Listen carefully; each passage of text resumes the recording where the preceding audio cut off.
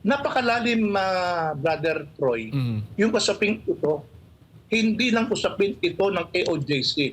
Ito ay usapin ng buong manggagawa, no? As a class. No, pag sinabi ko buong manggagawa, ay buong nasyon ng ating bansa, no? No, hindi ito usapin lang ng KOJC, no? Kung hindi usapin ito ng paglaban natin sa ating karapatan sa matagal ng panahon na hindi ginagalang at niyuyurakan ng mga naghaharing uri.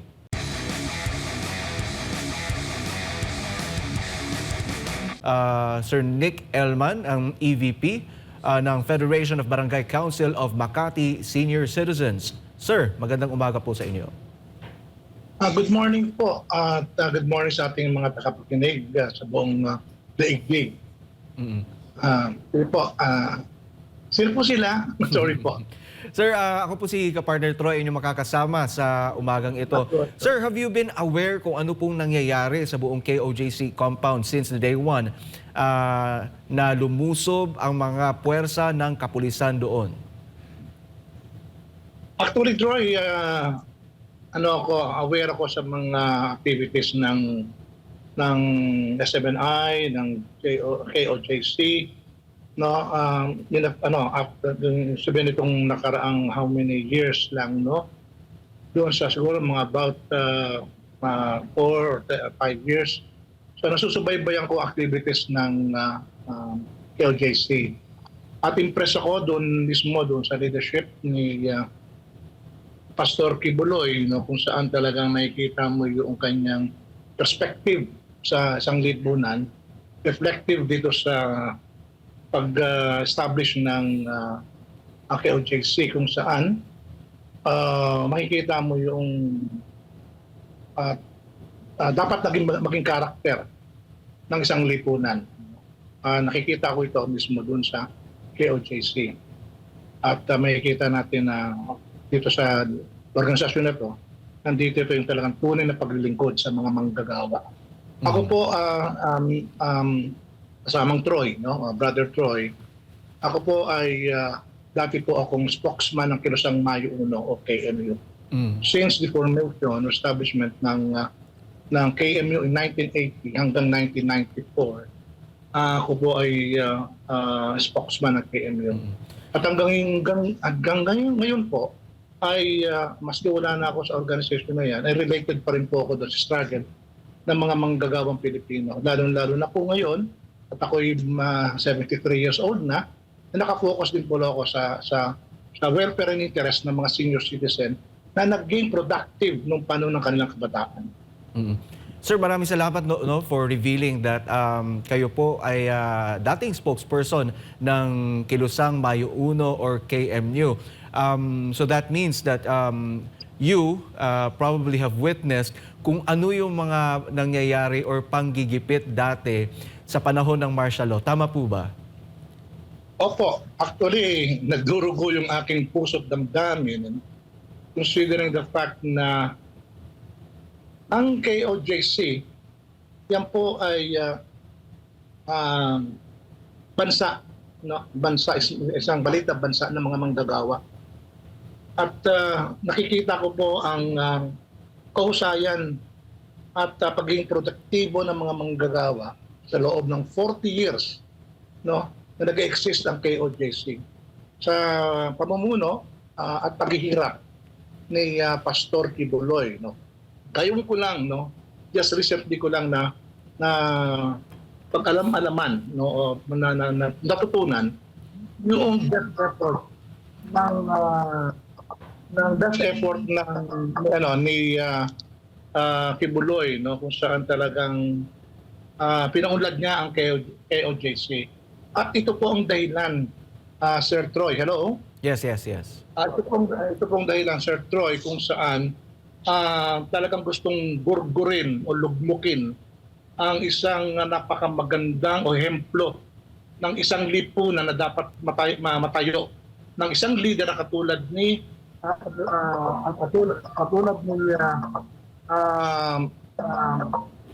Sir Nick, balikan ko lang how would you compare yung nangyayari ngayon sa nangyari noon sa martial law sa panahon ng tatay ni ng panahon ng tatay ni Marcos Jr.? Diyos ko, relatively po talaga mas matindi ngayon.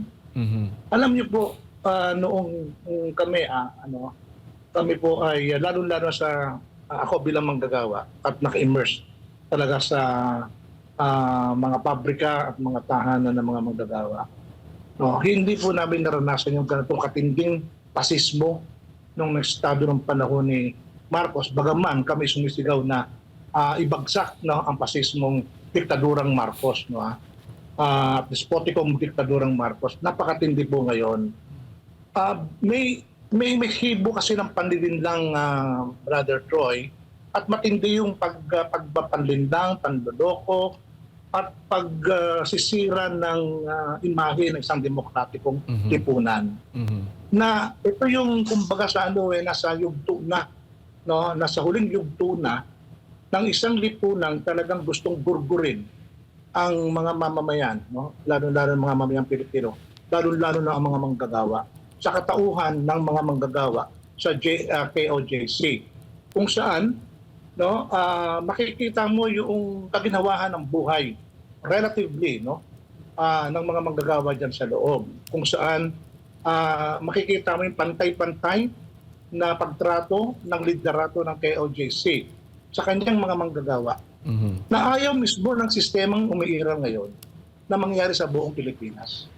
At yan, sa totoo lang, with all due respect, dito kay dating Presidenteng Marcos, ng tatay ni Bongbong Marcos, makikita natin merong semblance, no, may hibo ng pagiging tawag ito na nangyayari ngayon sa KOJC. May ganung hibo dahil kasi merong mga programa si Marcos noong araw, yung tinatawag na agro-industrial development program, no, 11-point development program, kung saan ito ay dapat na patungo sa pag-unlad ng ating bansa. Bagaman ito ay sa ilalim ng martial law, no. Makikita natin dito merong programa pero napaka-frustrating yung nangyayari ngayon, no, sa panahon pa nitong Bongbong Marcos Jr., no, kung saan hindi niya nagamit o hindi niya na-replicate, no, yung programa na dapat ituloy dapat ituloy niya. Siya ay nagpatuloy, si Bongbong Marcos ngayon ay nagpatuloy doon sa isang programa na kontrolado ng mga dayuhan, kung saan, tsaka mga oligarko, kung saan ito yung dahilan kung bakit si Marcos Sr. ay ginurbur noong panahon ng 1986. At very unfortunately, very unfortunately, ay bahagi ako dyan bilang bilang member ng Kilusang Mayo o bilang officer ng Kilusang Mayo 1. Sa mahabang panahon, inorganisa namin ang mga manggagawa para labanan ang pang-api, no, noong panahon ni Marcos Sr. Pero mas matindi ngayon sapagkat noong 1986 nung nawala si Marcos, no, noong yung mga dilawan ay naghari noong 1986 hanggang sa kasalukuyan, si Marcos Jr. ang siya nagpapatuloy ng isang bulok na sistema ng lipunan kung saan ang mga manggagawa, ang mamamayang Pilipino ay gustong pahirapan at gustong patayin, no, ng sistemang oligarko na nagpapahirap sa buong bansa. Brother, nabanggit mo kanina, no, na may semblance ang ginagawa ng yung anak ng diktador, si Marcos Jr. Ano yung nakikita ninyong direksyon ngayon o kahihinatnan ng ating bayan sa patuloy na violations ng ginagawa ng kasalukuyang administrasyon? Magpapatuloy pa rin yan. Hanggat mayroong katulad ng SMNI, KOJC organization, at hanggat ang mga mamamayan ay lumanlaban sa ganitong klaseng sistema, magpapatuloy pa rin ang harassment. Basically, no, para sa akin, sa tingin ko, no, yung ginagawa dito sa KOJC workers, kingdom workers, no, ay nangyayari yan sa kabuuan ng mga manggagawa sa bansa. Since 1986, no, in fact, since time immemorial, not to mention itong mga beyond ng panahon ni Marcos, no, at doon sa pool nung dumating ang mga Amerikano dito sa noong 1986, 1898, no, kung saan talagang pinagkarian ng Amerikano yung ating bayan, yung ating bansa. So, magpapatuloy ito dahil kasi yung sistema nandiyan eh, no? At masakit pa nito kasamang Troy o Brother Troy, no? Yung mga tao o mga mamamayan parang naniniwala pa sa isang ilusyon na eleksyon. No? Katulad ng bawa niyan, noong 2022, no? Ginugurgur si Bongbong Marcos ng iba't ibang mga tawag ito, mainstream media. Basically, sino ang nagtanggol sa kanya? SMNI. No? Siya ang si Pastor Kibuloy ang siyang nagtaas ng bandila na para manalo si Bongbong Marcos. Pero anong ginawa nila ngayon? Nasaan ngayon ang mga mainstream media? Di ba na kay Marcos lahat yan, kay Bongbong Marcos? Nasaan nga yung SMNI? Ginugurgur nila. In other words, yung isang oligarchic, despotic, fascist regime sa pamumuno ng US Marcos dictatorship or regime, no? Ay talagang hindi mananatiling patuloy na mananatili yan. Hanggat ang mga mamamayan ay tahimik, walang kibo, subservient, no? Doon sa mga nangyayari. So I think panahon na. 38 years na kasamang Troy. Siguro hindi ka pa pinapanganak noon. Totoo. No? Talagang tuloy-tuloy ang paggugurgur, no, doon sa mga mamamayang sa karapatan ng mga manggagawa. Reflective ito dito sa nangyayari sa mga manggagawa dito sa KOJC. Cartel ang mga manggagawa. Ayaw nila ng isang tunay na kooperatiba ng mga manggagawa na maghahari sa lipunan.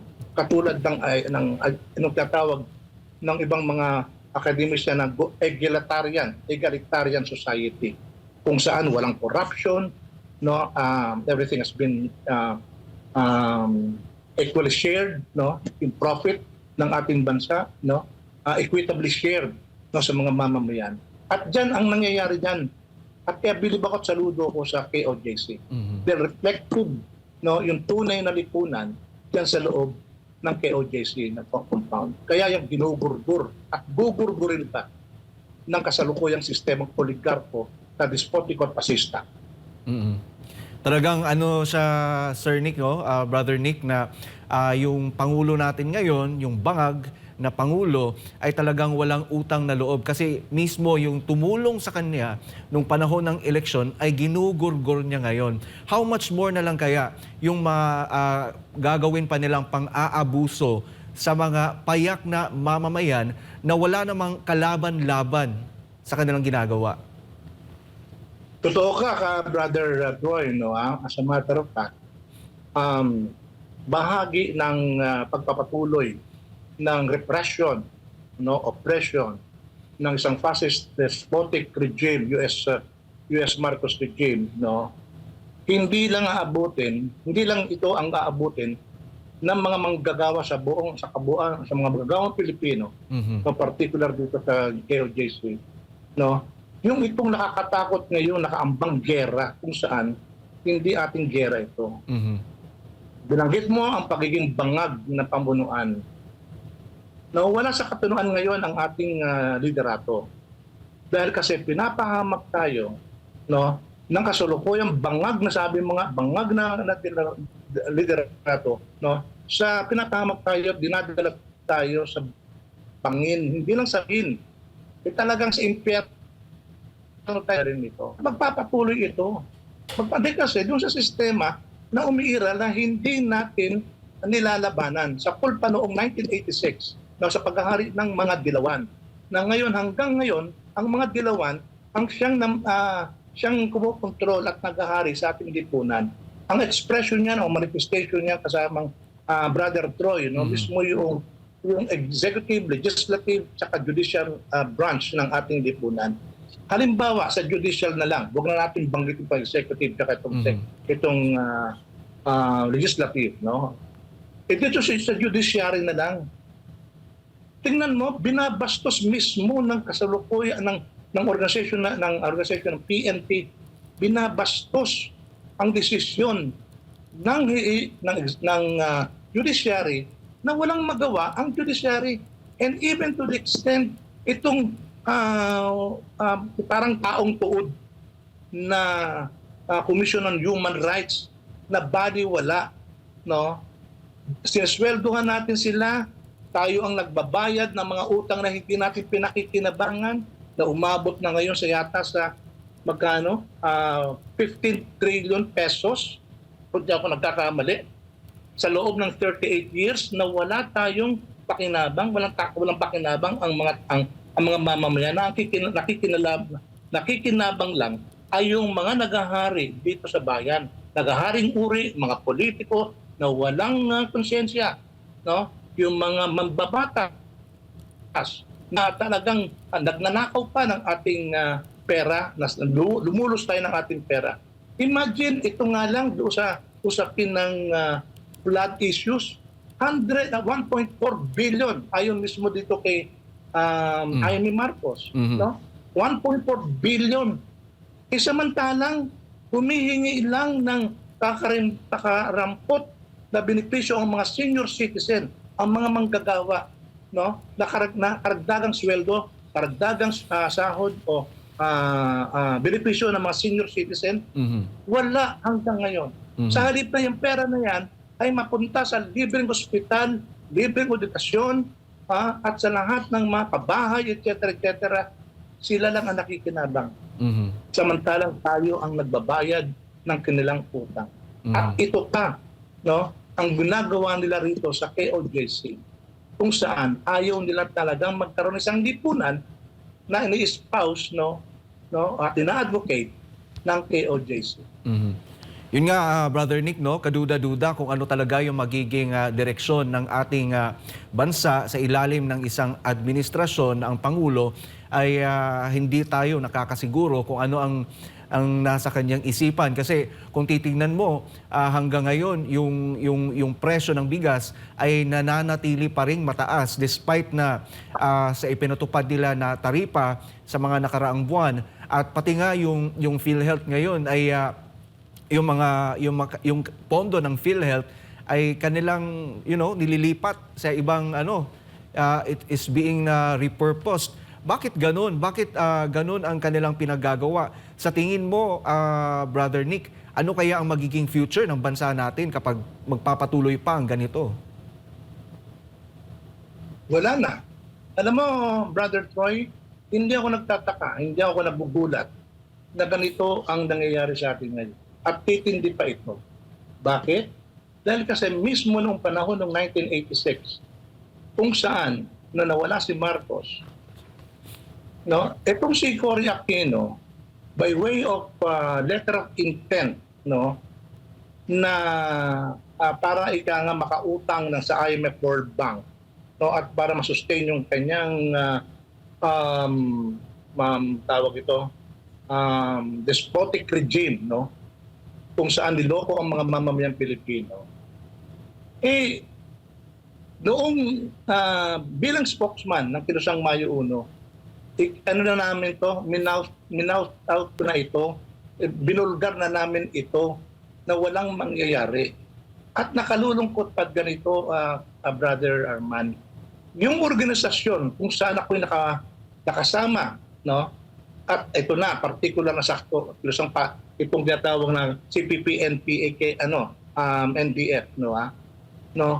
Noon, sinisigaw nila, no? Ibagsak ang imperialismo, ibagsak ang feudalismo, burukota kapitalismo.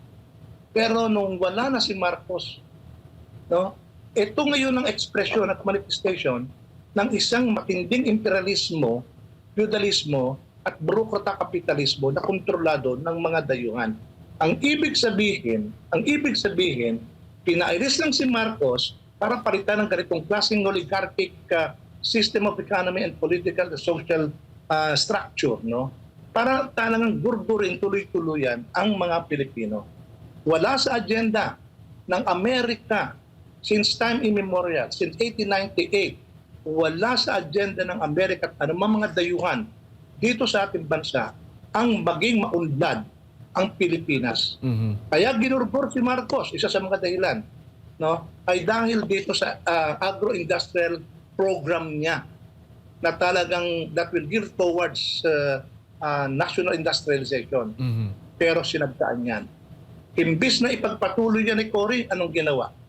Nakipagpututang dila, I'm sorry for the word, sa mga dayuhan. At hanggang ngayon, kontrolado ta ng dayuhan. At ginagamit nila ang eleksyon para maging lehitimo ang pangdugurbur nila at ang kanilang pagnanakaw sa gobyerno sa pamamagitan ng eleksyon. Kaya very frustrating, Troy, na ilang eleksyon na tayo dumaan, no? At ayaw nila, at talagang sinagkaan nila. Ngayon, panahon ni President Digong, kung saan, no, yung nationalist and patriotic sentiment ni Presidente Duterte, no, sinaggaan pa nila. Talagang tuluyan nilang gustong gurgurin si Duterte hanggang ngayon. Bakit? Of all the presidents we had, siya lang ang merong nationalist and patriotic sentiment, no, para baguhin ang ating sistema. Pero hanggang ngayon ay ginugurgur. Kaya ganyan din ang gagawin diyan sa kanyang anak na si Pipi Sara, si Inday Sara. Kaya dapat tayo mga Pilipino, no, itong 38 years ng oligarchic system na alam naman natin na ito ay hindi nagdulot ng magandang kabuhayan sa mga Pilipino. Bagkus, ito pa ang lulubog sa atin sa kumunoy ng kahirapan hanggang sa mga susunod na henerasyon kung hindi tayo kikilos. At kung hindi kikilos, no, na tayo, hindi ayaw natin ng gera, ayaw natin ng armed struggle. No? Pero yung the right to assert our constitutional right for the redress of grievances, dapat i-assert natin yan. Imagine, tignan mo, nagkaroon tayo ng pagbabago noong 1986. No? Bagaman may mga armed struggle, pero sino ang nanaig noon? Di ba ang kapangyarihan ng mga mamamayan, yung tinatawag na people power? Okay? Sumakay na lang yung iba't ibang mga grupo, no, sa people power ng mga mamamayan. So, hindi malayo na mangyari ulit yan, yung people power na yan. Kaya ako nananawagan ako dito sa mga patriotic at nationalist na mga AFP men and women in uniform, na kayo lamang ang makakapagtanggol, no, sa mga mamamayang Pilipino sa kanilang karapatan upang igiit ang kanilang kagustuhan at ang karapatan para sa tunay na pagbabago at para sa kapakanan ng mga susunod na henerasyon. Sir Nick, Brother Nick, nabanggit nyo nga po, no, na there is a need for a people power. But sa ngayon, sino po ba yung nakikita ninyo na dapat manguna sa pagsusulong nito? Magandang tanong yan, Troy, kasama Troy, Brother Toy. Alam mo,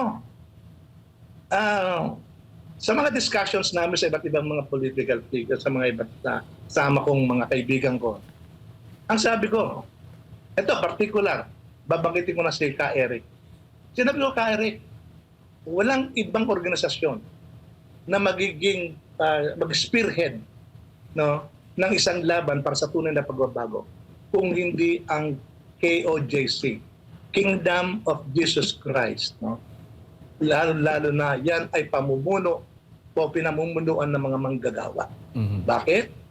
Ang mga manggagawa ang siyang lumilika ng yaman ng ating bansa. Hindi dapat makinabang ang mga oligarko, mga nagaharing uri, mapang-aping na nagaharing uri, no? Kasabwat itong mga nasa gobyerno natin ngayon, tulad ni Bongbong Marcos at kanyang mga kasabwat, no? Hindi dapat silang manghari. Ang maghahari dapat dito sa ating bayan ay mga manggagawa. At yan ang nakikita ko sa kakayahan ng KOJC, no, to catapult, no, ika nga, the genuine social changes dito sa ating bansa. Mm. Pero yun nga po, kapartner Nick, yung KOJC po kasi, ang mga tao nito are mostly church missionaries or church worker. Yung mga church missionaries, mostly po niyan, talaga 100% are peace-loving people. Hindi kami armed, wala kaming sandata, hindi kami... Siguro masasabi po natin na ang lakas namin ay nanggagaling po sa pananampalataya. Would it be enough, no, para isulong ang isang people power na magpapatumba sa isang administrasyon na puno ng pang-aabuso? With all due respect, Brother Troy, no, hindi naman natin dapat din alisin yung ating paniniwala sa Panginoon. At yan ay isang napakalagang susing kawig ika nga sa mga aktivista na para igiit, ilunsad ang isang makaprinsipyo at makapanindigang paniniwala para sa pagbabago. Merong kasabihan, nasa Diyos ang awa, nasa tao ang gawa. No? At yung nangyayari ngayon ay ito'y gawain na ng demonyo. Mhm. Hindi naman kinakailangan, no, ay tayo ay manahimik lamang. Mhm. Ang isang people power action ay isang karapatan ng mga mamamayang Pilipino. Mhm. Pinatunayan na natin yan. No? Ika nga, sabi nga ng mga abogado, sovereignty resides in the people. All government authority emanates from them. In other words, no, hindi lang dapat eleksyon ang ating susi dito para sa pagbabago. Bagaman, no, sa isang mapayapang pamamaraan, ay dapat yan ay ating yakapin o embrace. Pero ang tanong, naglilingkod ba ang eleksyon sa ating karapatan, sa ating kabuhayan? No? Historically, naglilingkod ba ang eleksyon? Sino-sino mga nandiyan dyan? Sino mga natao din sa mga politiko ngayon, sa mga sa gobyerno ngayon? Dating mga aktivista yung mga yan, karamihan dyan, no, ay mga aktivista, no, ang kanilang mga ama, makasama ko nung araw, no, na noong sila ay nandiyan na naluklok, sino ang kanilang pinaglingkuran? Sino ang pinaglingkuran nila? Oligarko, halimbawa, katulad ng mga manggagawa na lang. Sa mga manggagawa na lang.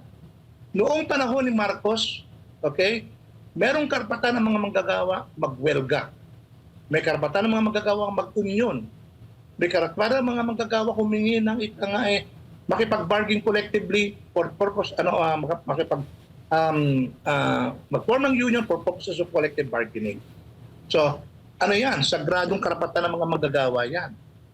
Pero noong nag-assume na si Marcos, kasi si Cory, hanggang ngayon, no, yung karapatang mag-union na sagradong karapatan enshrined, no, sa International Labor Organization, kung saan ang Pilipinas ay isa sa mga signatories dito.